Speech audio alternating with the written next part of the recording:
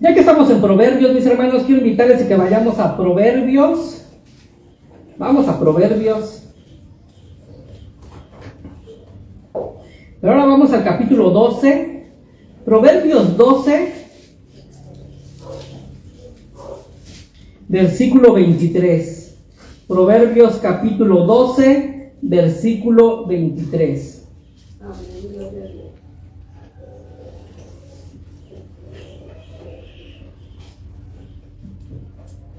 Amén. ¿Lo tenemos? Proverbios capítulo 12, versículo 23. Lo voy a leer una vez yo, mis hermanos, una vez lo leen ustedes y después lo leemos la tercera vez todos juntos. Amén. Dice Proverbios 12, 23.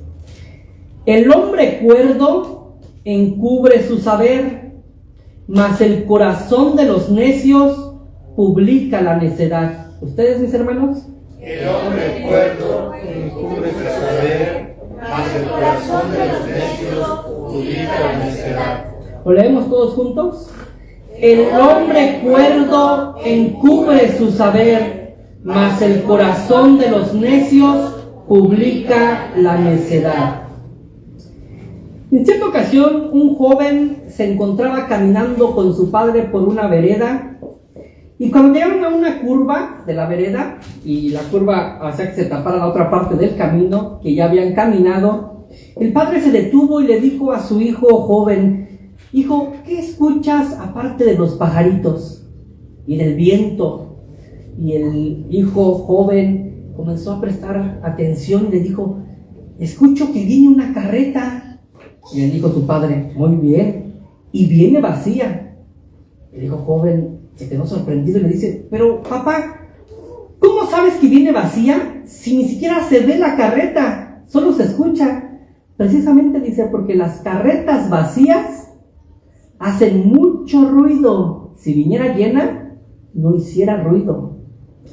Mis hermanos, el versículo que acabamos de leer, de hecho ahora déjame leértelo en la versión Palabra de Dios para Todos, para que la entendamos un poquito más. Dice este mismo versículo en una versión más moderna: el que es inteligente no dice todo lo que sabe, en cambio el bruto todo lo cuenta. Como las carretas vacías. Cuando una carreta viene vacía, esta hace mucho ruido. Entre más cargada esté, menos ruido hace. No hay ejemplo mejor, mis hermanos, de carretas vacías en la Escritura que los líderes religiosos del tiempo de Cristo. ¿Cómo se llamaban? Los fariseos. No hay mejor ejemplo de carretas vacías que hacían mucho ruido, sino los líderes religiosos del tiempo de Cristo. Por ejemplo, allí en Mateo capítulo 6, si ustedes van a Mateo 6, no vamos a ir, pero si en tu casa quieren ir, van a encontrar todo lo que Jesús dice acerca de los fariseos. Cuando ayudaban, hacían mucho ruido. ¿Recuerdan qué hacían cuando ayudaban? Cuando daban una ayuda a alguien, ¿qué hacían? ¿Recuerdan? Tocaban trompeta. Sé que tocaban trompeta y decían: es que van a hacer una donación. Hacían mucho ruido, como las carretas vacías. Cuando ayunaban, ¿recuerdan que dice Mateo capítulo 6? ¿Qué hacían? Ese día ni se bañaban, o sea, ponían su rostro, pero así bien, que dijeran uno: oye, se ve tan mal, ahora el maestro fariseo, oiga, ¿qué tiene, Rabí? Es que estoy ayunando. Hacían mucho ruido. Cuando oraban, ¿recuerdan qué hacían?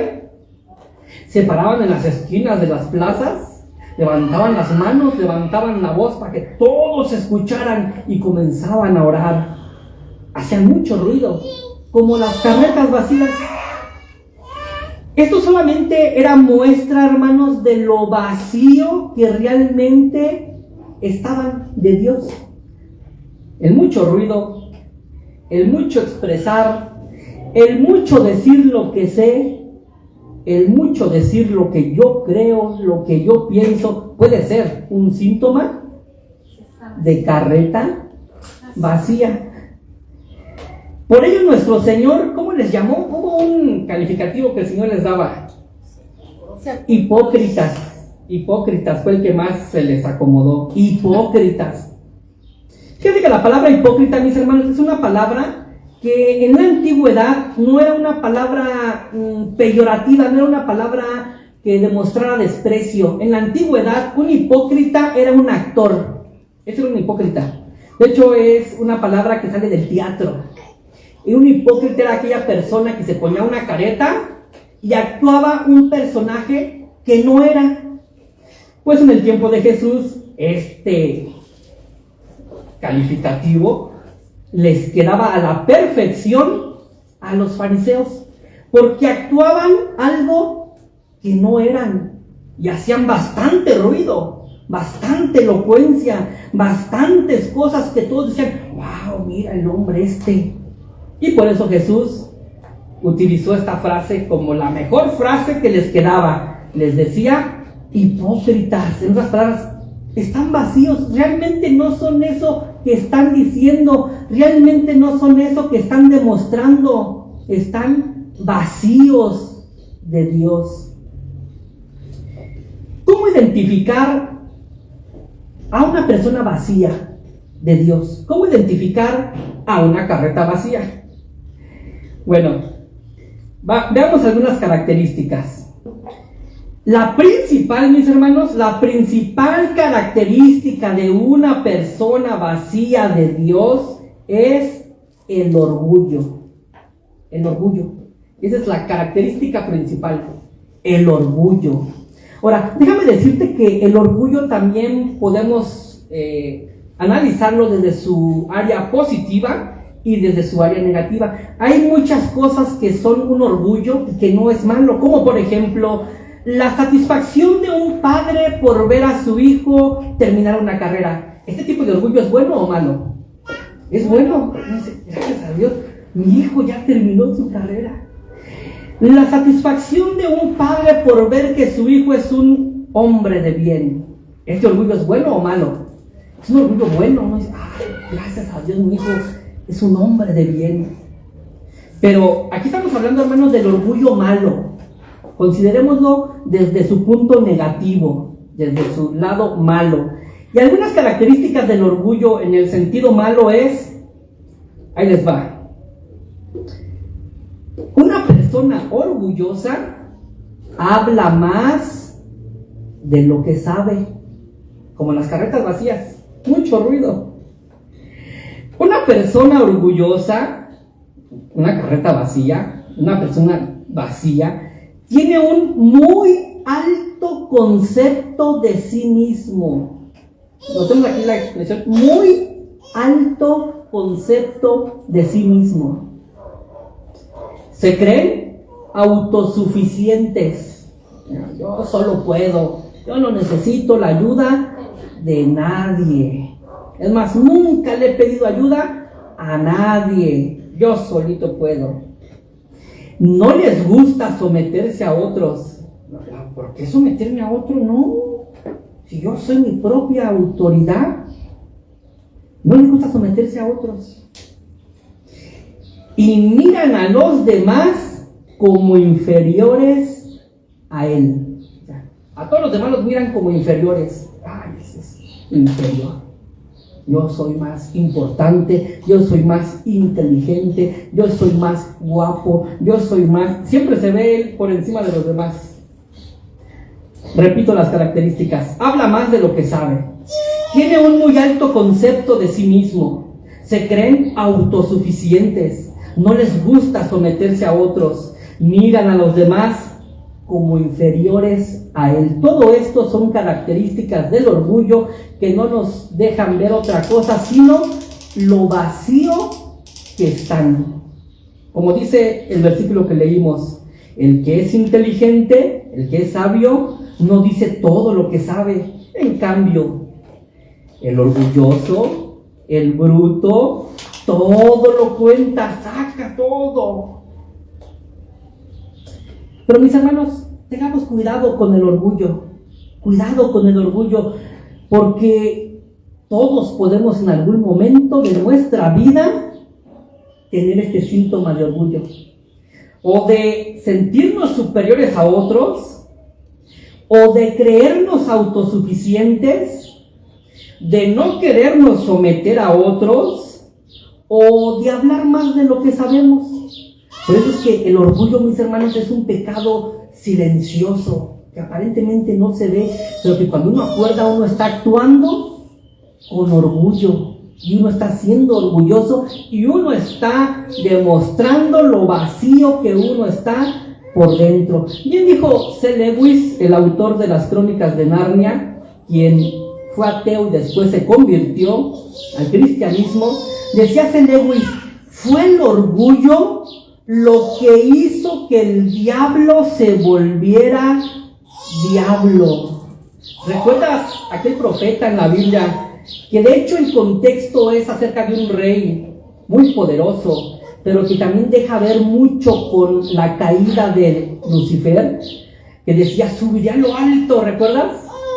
Y allí en lo alto pondré mi trono, en las estrellas. O sea, Satanás, si algo hizo que se volviera diablo, fue el orgullo que comenzó a abrigar en su corazón, al punto de decir: no tengo por qué someterme a Dios, yo soy igual a Él, o incluso mejor que Él. Voy a subir a lo alto, pondré mi trono allá arriba, lo voy a destronar a Dios.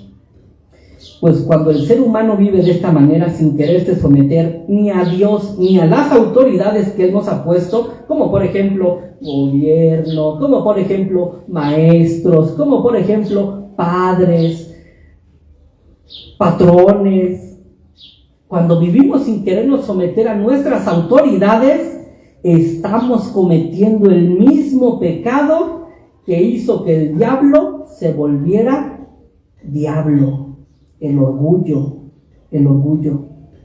Bien dicen mis hermanos que el orgullo es la madre de todos los pecados. El orgullo es la madre de todos los pecados. Abriguemos orgullo en nuestro corazón, creámonos superiores a los demás, miremos a los demás como inferiores, creámonos autosuficientes, no nos sometamos a nadie, tengamos un muy alto concepto de nosotros mismos, hablemos más de lo que sabemos. ¿Y qué crees, mi hermano? A continuación comenzaremos a acumular uno y otro y otro y otro pecado, y otro pecado, y otro pecado, y otro pecado, porque el orgullo es la madre de todos los pecados. También C. Lewis dijo, y cito: de acuerdo con los maestros cristianos, dice Lewis, el principal defecto y el mayor mal es el orgullo. Cualquier otro pecado, llámese como se llame, son meras picaduras de pulga en comparación con el orgullo, ya que es este pecado el que conduce a todos los demás pecados. Está fuerte la frase de C. Lewis. Proverbios 6:16, mis hermanos, ahora es el sabio Salomón quien dice que Dios aborrece al orgulloso. De hecho, Proverbios 6:16, si lo buscas, dice que Dios aborrece al de ojos altivos. ¿Qué es esa expresión de ojos altivos? Orgulloso. Dios aborrece al orgulloso. ¿Quién? ¿Quién aborrece al orgulloso? Dios. Dios. Ay, hermano, pues no, que Dios es puro amor. Pues la Biblia en muchas partes dice que Dios también aborrece y que Dios odia. Y es que, como ya lo he dicho una y otra vez y lo vuelvo a repetir, el aborrecimiento y el odio no es contrario al amor, más bien lo complementa. ¿Qué es lo contrario al amor? La indiferencia. Me vale, no me importa. Pero cuando hay amor, también hay odio. Cuando se ama a padre o se ama a madre, quien no ame a mi padre, a mi madre, entonces ¿qué surge en mí? odio y aborrecimiento. Si yo amo a los niños y hay alguien que les daña, ¿qué surge en mí por esa persona que le hace daño a los niños? Odio y aborrecimiento. El odio y el aborrecimiento complementan al amor. Es la otra cara del amor. Pues Dios, que es amor, aborrece al orgulloso. Esta palabra aborrecer quiere decir que Dios lo menosprecia. Dios lo menosprecia. O sea, mientras Él se cree mejor que los demás y se cree superior a todos los demás, Dios, ¿qué hace con el orgulloso? Lo menosprecia, lo menosprecia. Esta palabra aborrecer también tiene la idea de que Dios lo ve como su enemigo. Lo ve como enemigo. Y si es enemigo de Dios, pues Dios va a ir en contra de él. Y también esta palabra aborrecer, de Proverbios 6:16, que Dios aborrece al de ojos altivos, también tiene la fuerte palabra de odiar. Dios odia al orgulloso, al orgulloso. Mis hermanos, pero desde hace un momento, tengamos cuidado con el orgullo, porque el orgullo no es algo ajeno a ninguno de nosotros. Todos en algún momento podemos tener los síntomas de ser personas orgullosas. No es de que, no, yo con ese tema no tengo ningún problema. Yo soy muy humilde, yo soy muy... Bueno, cuando empiezo a actuar así, no, yo no tengo problema con ese tema, ¿eh? ¿Qué crees que estoy demostrando? Orgullo. Por eso el orgullo es tan silencioso que entra despacito y uno no se da cuenta y uno puede decir, no, yo fíjate que yo soy bien humilde, y uno dice, carambas, pero como que eso ya es orgullo, ¿no? Como que eso ya es orgullo. Mis hermanos, Dios nos ayude, porque nadie está exento de este pecado del orgullo. Y Dios nos perdone si hemos sido orgullosos. Y debemos reconocer, mis hermanos, que si en algún momento hemos sido orgullosos, al pie de la cruz también hay perdón para el orgulloso. Si tú examinas tu corazón y dices, a ver, repito las características, hablo más de lo que sé en muchas ocasiones, intento que los demás sepan y vean lo inteligente que soy, ese es síntoma de orgullo, de carga vacía. Entonces uno puede decir, probablemente creo que sí soy algo orgulloso. Tengo un muy alto concepto de mí mismo. O sea, ¿crees que te mereces lo mejor? Y que no tienes por qué sufrir, que no tienes por qué pasar lo que te pasa, ¿no? ¿Por qué? ¿Por qué a mí? Entonces uno puede decir, creo que sí soy orgulloso. ¿Te crees autosuficiente? Yo no necesito de nadie. Yo puedo conmigo mismo, yo sé solventarme a mí mismo. Entonces podemos comenzar a decir, creo que sí soy orgulloso. O puedes analizarte y examinarte diciendo, ¿me gusta someterme a otros? Y es que someterse a otros, mis hermanos, pues es obedecer las reglas de otros. Y muchas veces no nos gustan, porque van en contra de nuestros sueños, de nuestros anhelos, de nuestros gustos. Entonces decimos, creo que sí me cuesta someterme a mi autoridad. Entonces podemos ir diciendo, creo que soy orgulloso. O miramos a los demás como inferiores siempre, y siempre nosotros nos sentimos como que somos los protagonistas de la película, el personaje principal, y todos los demás son personajes secundarios. Entonces podemos ir siendo sinceros, diciendo, creo que soy orgulloso. Pues mi hermano, si en algún momento has sentido, o tú haciéndote un examen, dices, creo que he cometido este pecado del orgullo, como el de Satanás, el que lo convirtió en diablo. También debes de saber, mi hermano, que al pie de la cruz también hay perdón para el orgulloso. También hay perdón para el orgulloso. Mi hermano, no importa cuán grande es el pecado que hayamos cometido, y decíamos que la madre de todos los pecados es el orgullo. También nuestro Señor pagó en la cruz por ese pecado. Si nosotros venimos a Él con sinceridad y arrepentimiento, diciéndole, Señor, creo que soy orgulloso. Señor, perdóname. Hay perdón también para nosotros. Hay perdón al pie de la cruz para el orgulloso también. Pero mis hermanos, no hay mayor ejemplo de persona humilde que nuestro Señor Jesús. No hay persona que ejemplifique la verdadera humildad que Jesús, el hombre más humilde. Analicemos analicemos la vida de Jesús, del Hijo de Dios, la segunda persona de la Trinidad, y veamos su humildad, mis hermanos. Reflexionemos en primer lugar lo que hizo para encarnarse. ¿Qué hizo nuestro Señor Jesús para encarnarse? Dejó su trono. ¿Qué necesidad tenía nuestro Señor de dejar su trono de gloria? Millones y millones de ángeles le servían y le adoraban, pero Él dijo: me voy a hacer humano, voy a tomar naturaleza humana, voy a nacer de una mujer, me voy a hacer como uno de ellos, dejaré mi gloria, mi trono, nadie me reconocerá, seré como todos los demás.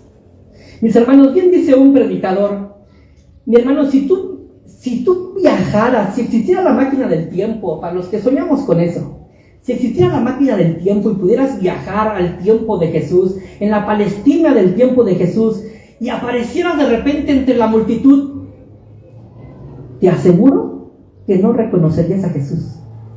Dirías: ¿y quién de todos ellos es Jesús? Porque no había una cualidad que lo hiciera diferente. No había una aureola, se llama, encima de su cabeza.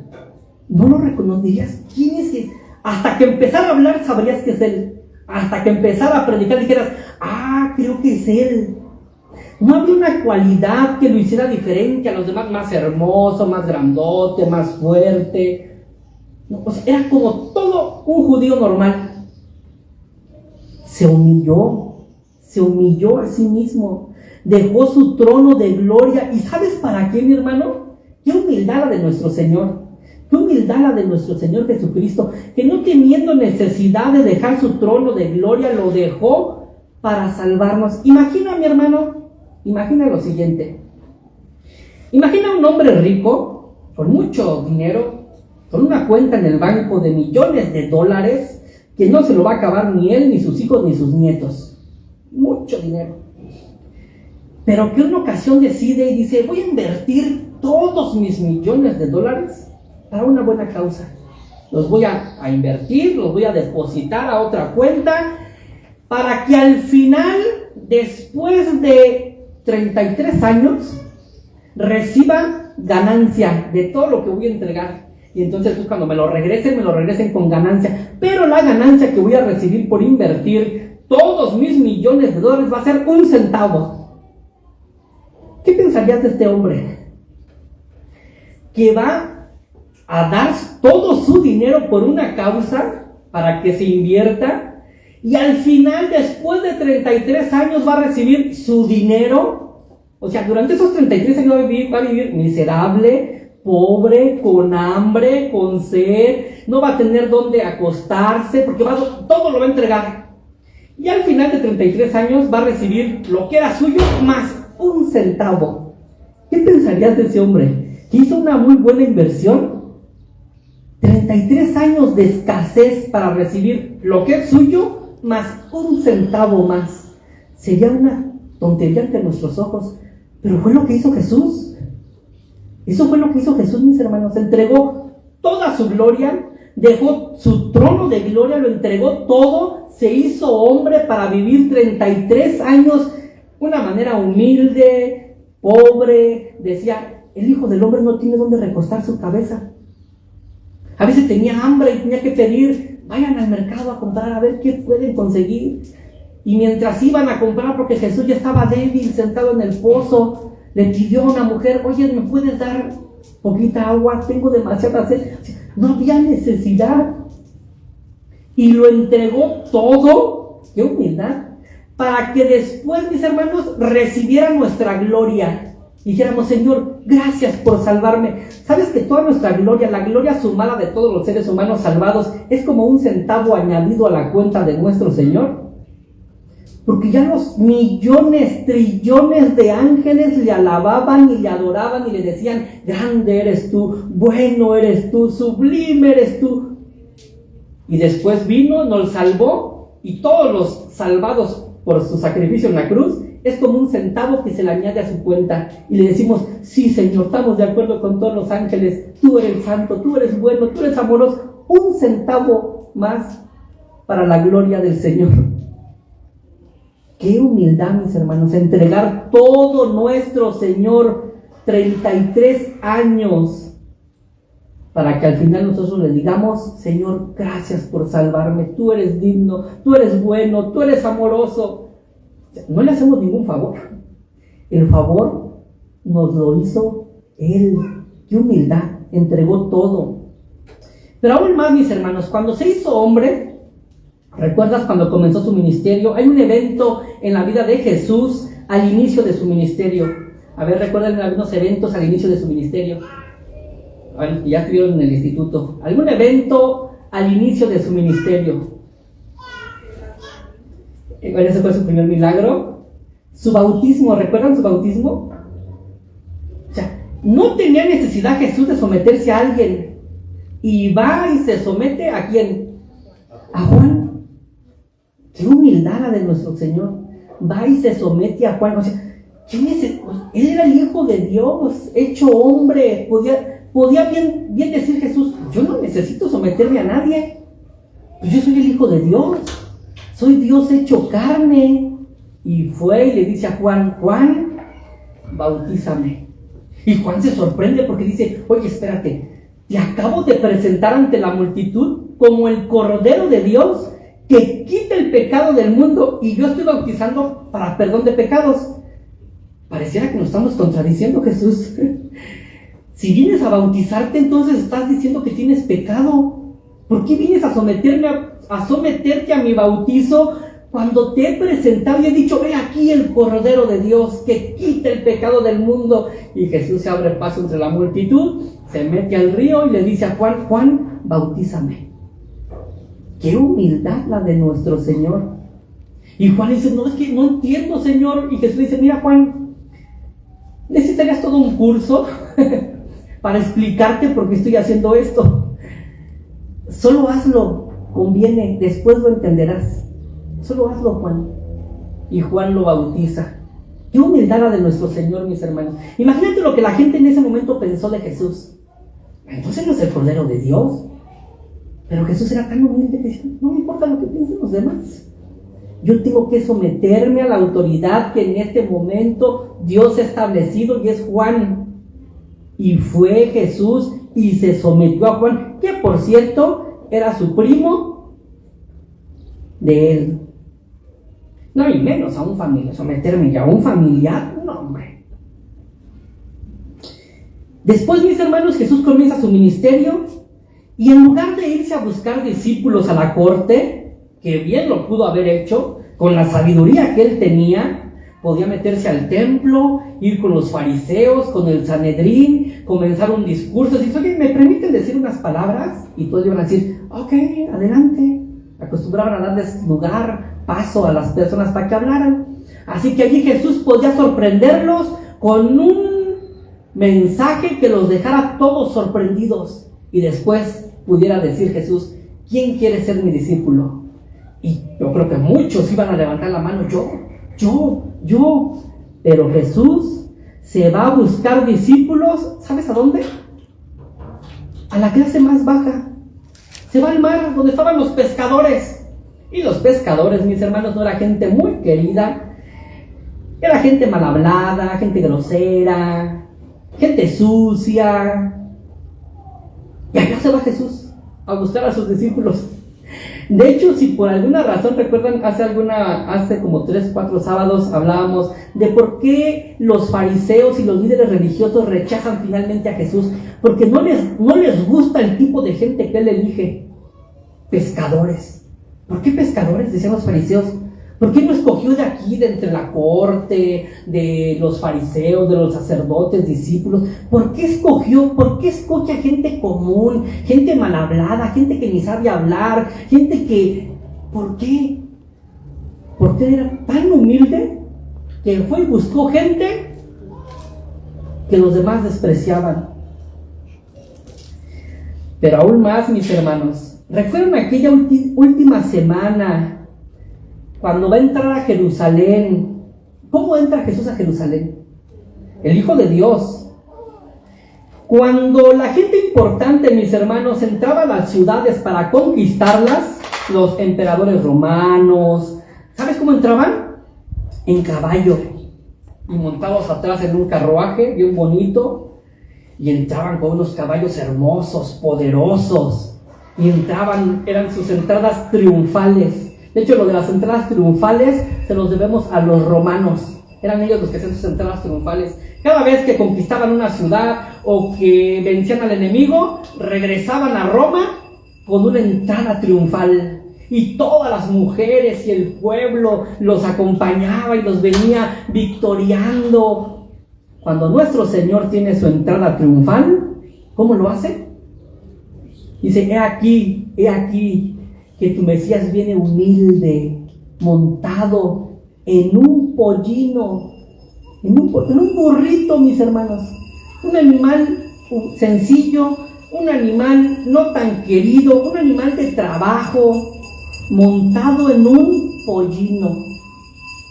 ¡Qué humildad la de nuestro Señor! Pero después, en el aposento alto, cuando está cenando con sus discípulos, ¿recuerdas qué hace Jesús? Se quita la túnica, se ata una toalla y dice: les voy a lavar los pies.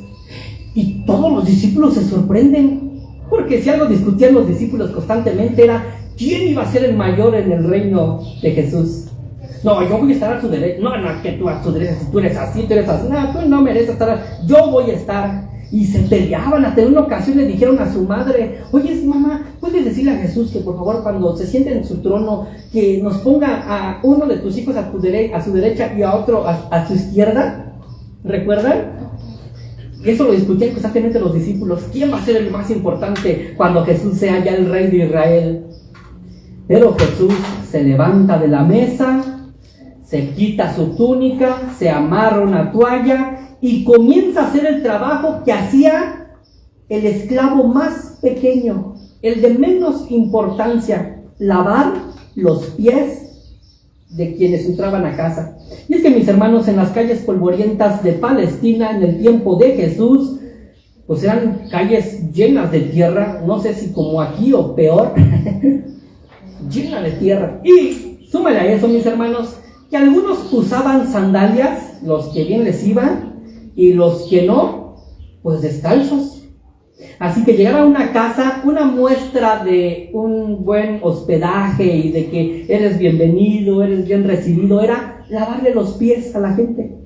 Entraban y entonces: ¿me permites? Ay, tú, esclavo, lávale los pies. Y ya te lavaban los pies. Pues Jesús hace el trabajo del esclavo más humilde. ¡Qué humildad la del maestro! La del Hijo de Dios. Por eso decía, mis hermanos, que no hay mayor ejemplo de humildad que la de nuestro Señor Jesús. Y después, al final, se entrega, lo arrestan y va a la cruz. ¿Y cómo va a la cruz? ¿Cómo dice el profeta Isaías? Como cordero fue llevado al matadero, sin abrir su boca, de una manera humilde, como si lo mereciera. Y no lo merecía. Le dijo: voy a entregar mi vida. Y se dejó maltratar, golpear, escupir, clavar. Le arrancaron la barba de los caloneos. Y él en silencio, en silencio, en silencio. No hay mayor ejemplo de humildad que nuestro Señor Jesús, quien al final va a la cruz para morir por nuestros pecados. Mi hermano, tú y yo batallamos con el orgullo. Yo batallo con el orgullo. Sería mentiroso decir que no. No, hermano, yo no batallo con el orgullo. No, sí, uno batalla con el orgullo. Y es que el orgullo está ahí en el corazón, como hospedado, como detrás de la puerta, esperando el momento en el que es mi momento. Y allí está el orgullo muchas veces, queriendo salir, queriendo ver a otros como inferiores a mí, queriendo que los demás se me sometan, pero yo no someterme, creyendo que soy autosuficiente y no necesito de nadie. Y el orgullo muchas veces está ahí detrás de la puerta de nuestro corazón, de nuestro interior, esperando el momento en salir. Pero mis hermanos, si necesitamos la vida de alguien, ya que no necesitamos nuestra propia vida para luchar contra el orgullo, necesitamos la vida de Jesús, el hombre, por ejemplo, el ejemplo perfecto de humildad. Necesitamos la vida de Jesús en nosotros para ser hombres humildes. De lo contrario, no podremos ser humildes. Y en diferentes momentos se asomará nuestro orgullo. Mira, aquí estoy. Hermano, necesitamos la vida de Jesús. Necesitamos a Cristo. Y necesitamos decirle: Señor, creo que sí soy orgulloso. Señor, hazme como tú. Señor, moldea mi carácter como tú. Señor, trabaja en mi vida de manera que salga a relucir menos de mí y de ese orgullo que está detrás de la puerta esperando el momento para salir, y que en su lugar salgas tú, Señor. Que cuando lleguen momentos difíciles, que seas tú quien salga a brillar y no yo. Mis hermanos, en Jesús podemos encontrar tanto perdón por el orgullo que muchas veces abrigamos, pero también en Jesús podemos encontrar la transformación. Así que, ¿quieres venir a Jesús y decirle: Señor, creo que vengo a reconocer que sí, muchas veces he sido orgulloso, y lo único que estoy demostrando es ser una carreta vacía? Hago mucho ruido, presumo de muchas cosas, pero estoy vacío. Llena mi vida de ti. Quiero ser humilde como tú que lo tenías todo y lo eres todo. Eres el hombre más humilde. Inclina tu cabeza, mi hermano, allí en tu lugar, y vayamos a nuestro Señor Jesús en oración.